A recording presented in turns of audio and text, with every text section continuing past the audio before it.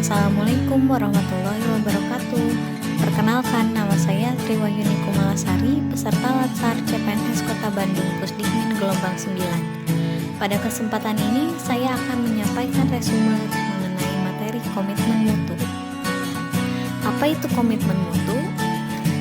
Komitmen adalah derajat keterikatan antara pekerja terhadap organisasinya. Sedangkan mutu adalah ukuran baik atau buruk yang dipersepsikan setiap individu terhadap produk atau jasa. Sedangkan komitmen mutu merupakan layanan aparatur dalam memberikan layanan kepada masyarakat dengan tujuan kepuasan masyarakat. 3 fungsi ASN menurut UU Nomor 5 Tahun 2014 tentang ASN. 1. Sebagai pelaksana kebijakan publik. 2.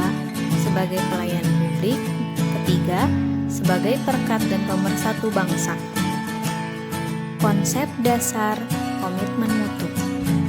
Yang pertama, efektivitas. Yang kedua, efisiensi. Yang ketiga, inovasi. Yang keempat, orientasi mutu.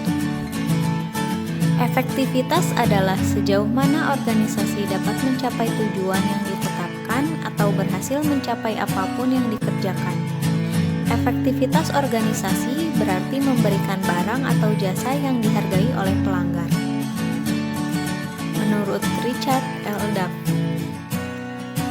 efisiensi adalah jumlah sumber daya yang digunakan untuk mencapai tujuan organisasional. Efisiensi organisasi ditentukan oleh berapa banyak bahan baku, uang, dan manusia yang dibutuhkan untuk menghabiskan jumlah keluaran tertentu. Menurut Richard L. Duff, inovasi adalah cara utama di mana suatu organisasi beradaptasi terhadap perubahan-perubahan di pasar, teknologi, dan persaingan. Menurut Richard L. Duff, mutu adalah apapun yang menjadi kebutuhan dan keinginan konsumen. Menurut Edward Denny. Nilai dasar orientasi mutu. Yang pertama, komitmen pada kepuasan customer. Yang kedua, cepat, tepat, dan ramah. Yang ketiga, melayani dengan hati. Yang keempat, melindungi dan mengayomi. 5. Perbaikan berkelanjutan. Tujuan utama pelayanan berbasis nilai-nilai dasar komitmen mutu. Yang pertama, mengutamakan kepentingan sebagai pelanggan. Yang kedua, menumbuhkan kepercayaan terhadap institusi pemerintah. Yang ketiga, meningkatkan kesetiaan dan kepuasan sebagai pelanggan. Yang keempat, menjalankan tugas, peran, dan fungsi sesuai dengan ketentuan peraturan perundang-undangan secara akuntabel, profesional, dan inovatif. Cara menjaga komitmen mutu.